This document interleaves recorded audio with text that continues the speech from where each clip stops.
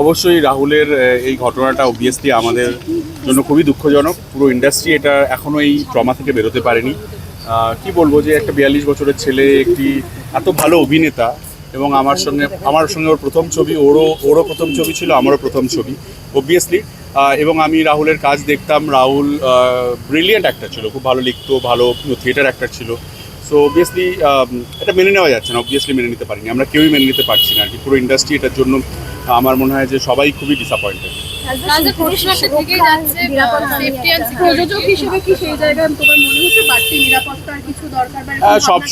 সবসময় আমার মনে হয় একটু নিরাপদ থাকাও ভালো, একটু এক্সট্রা নিরাপদ থাকা উচিত।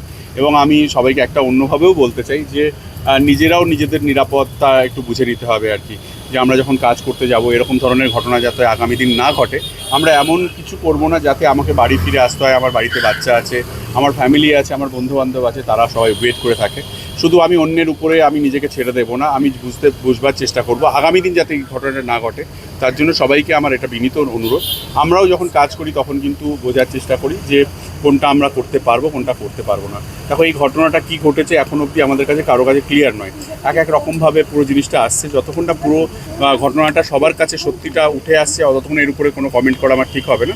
বাট নিরাপত্তা অবভিয়াসলি সবার ক্ষেত্রে দরকার। সে একজন টেকনিশিয়ান হতে পারে, একজন আর্টিস্ট হতে পারে, একজন ড্রাইভার হতে পারে, সবার ক্ষেত্রে। যেমন আমরা গাড়িতে উঠেই সবাই বলি যে একটু তাড়াতাড়ি চলুন দাদা, একটু তাড়াতাড়ি চলুন। হয়তো সেই প্যাসেঞ্জারের তাড়াহুড়োর জন্য সেই ড্রাইভারেরও ক্ষতি হতে পারে, সেই প্যাসেঞ্জারও ক্ষতি হতে পারে। অতএব আমাদেরকে বুঝতে হবে যে আমরা সবাই নিজে সেফ থাকলেই অন্যকে সেফ রাখতে পারি। রাজদা, চিরদিনই তুমি যে আমার মানে একটা ছবিকে এত বছর মানুষ ভালোবেসেছেন, এটা পরিচালক হিসেবে অবশ্যই গর্বের, কিন্তু এই সময়ে রাহুলদার ছবিতে এই গানটা বাজে, এটা কতটা পেইনফুল একজন অবভিয়াসলি। পিয়ারে গানটা আমি শুনছিলাম সোশ্যাল মিডিয়াতে, এবং ওর ছবি দিয়ে চলছিল। অবভিয়াসলি আমার ওই দিনটার কথা মনে পড়ছিল, বিশেষ করে লাস্ট সিনটা যেটা ছিল চিরদিনের, সেই সিনটার কথা মনে পড়ছিল। রাহুল অসাধারণ একজন অভিনেতা ছিল, অসাধারণ পাঠ করেছিল। চিরদিনতে ওই কাস্ট করাই হয়েছিল যাতে বয় নেক্সট ডোর একটা ফিল থাকে, রনেসটা ওর মধ্যে থাকে আর কি। ওর জন্যই কাস্ট করা হয়েছিল, সেটা দর্শকের খুব ভালো লেগেছিল অবভিয়াসলি। কী বলবো আর, অবভিয়াসলি বললাম তো, এখান থেকে আমরা কেউই বেরোতে পারছি না আর কি। যত চেষ্টা করছি যে ওই ধরনের ছবি বা পোস্ট আসলে সেগুলোকে ইগনোর করার চেষ্টা করছি, না হলে মন খারাপ হয়ে যাচ্ছে। রাজদা, তুমি একটা কথা বললে যে নিজেদেরকেও নিরাপদ থাকতে হবে। নিজেদেরকে নিরাপদ থাকতে হবে সত্যি। কারণ আমরা ফ্লাইটে উঠলে একটা কথা সবসময় বলে যে যখন কোনো একটা ফ্লাইট দুর্ঘটনার মধ্যে পড়ে, তখন যাতে যে অক্সিজেন মাস্কটা আছে, সেই মাস্কটা আগে নিজে পরি। আমি যদি সুস্থ থাকি, আমি যদি নিরাপদ থাকি, তাহলে আরও 4টে লোককে নিরাপদ রাখতে পারবো। তো সবার ক্ষেত্রে আমি বলবো যে নিজের জীবন অন্য কারোর হাতে ছেড়ে দিও না। অন্য কে তোমাকে কিভাবে দেখছে, প্রত্যেকের ন্যারেটিভ আলাদা হয়, প্রত্যেকটা মানুষের ভাবনা চিন্তা আলাদা হয়। যাতে আর একটা রাহুলের মতো কোনো দুর্ঘটনা না ঘটে, তার জন্য আমি সবাইকে বলবো যে নিজের নিরাপত্তা নিজেও বুঝে নাও। যে ওই বললাম যে গাড়ি হেলমেট পরে চালাও, গাড়ি বেল্ট পরে চালাও, গাড়িতে উঠে তাড়াহুড়ো করো না। কোনো শট দিতে গেলে বুঝে নাও যে এই শটটা তুমি দিতে পারবে কি না। বা কোনো কিছুর ক্ষেত্রে, কোনো জীবনের যে কোনো জায়গায়, সেটা শুধু শুটিং নয়, যে কোনো জায়গায় তোমাদের ক্ষেত্রেও আমি বলবো যে ধরো একজন কেউ কোনো একটা রিপোর্ট আনতে যাবে বলে খুব তাড়াহুড়ো করে ছুটে যাচ্ছ, হয়তো রিপোর্টটা খুব দরকার, কিন্তু তোমার জীবনটা থাকলে তুমি জেনে রাখবে যে আরও 10টা রিপোর্ট তৈরি করতে পারবে। সো নিজেকে সেফ রাখো। তবে রাজদা, শটের ক্ষেত্রে তো শিল্পী এবং কলাকুশলীরা দায়বদ্ধ থাকেন। কিসের জন্য? না, শিল্পী দায়বদ্ধ যখনই হয়ে যাবে তখনই তাকে মিসইউজ করা হবে আর কি।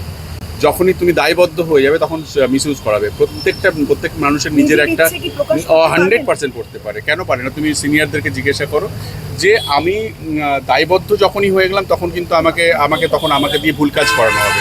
কিন্তু আমি যদি স্ট্রং হই, আমি যদি স্ট্রিক্ট হই যে আমি এটা পারবো না, আমাকে কেন এটা দিয়ে সেটা আমাকে দিয়ে করানো হচ্ছে না, এরকম কিছু নয়। কিন্তু শিল্পীদের ভয়েস কিন্তু ভীষণ স্ট্রং, বা যে কোনো শিল্পী কিন্তু ভীষণ স্ট্রংলি নিজের কথাটা বলতে পারে। আর যদি সেই কথাটা না বলতে পারে, তাহলে তাকে কিন্তু শিখতে হবে যে নিজের সেফটির কথা বলতে আর কি। শুধু কারণ দেখো, আমি বললাম যে তুমি আমার সেফটির দায়িত্ব নাও, তারপরে আমার কিছু হয়ে গেল, আমি চলে গেলাম, আমার পরিবার বিপদের মধ্যে পড়ে গেল, তারপরে সে বললো যে আমি তো বুঝতে পারছি না কি করে হলো, এটা তো বললে হবে না। আচ্ছা রাজদা, বাংলা সিনেমার জন্য তোমরা সবাই শিল্পীকে বলেছো এক হওয়ার কথা, সেখানে দেখা যাচ্ছে শিল্পীকে, সমস্ত শিল্পীকে, সমস্ত আর্টিস্ট বাংলা সিনেমা দেখার জন্য। না, আমি কোনোদিন বলিনি। এখন শিল্পীদের মধ্যে বিভাজন দেখা যায়। না, আমি কোনোদিন বলিনি। বা আমি এক মিনিট প্রথম কথা হচ্ছে কোনো সিনেমা দেখার জন্য, এক মিনিট, কোনো কাজ সিনেমার বা কোনো ক্রিয়েটিভ কাজ দেখার জন্য কাউকে ফোর্স করা যেতে পারে না।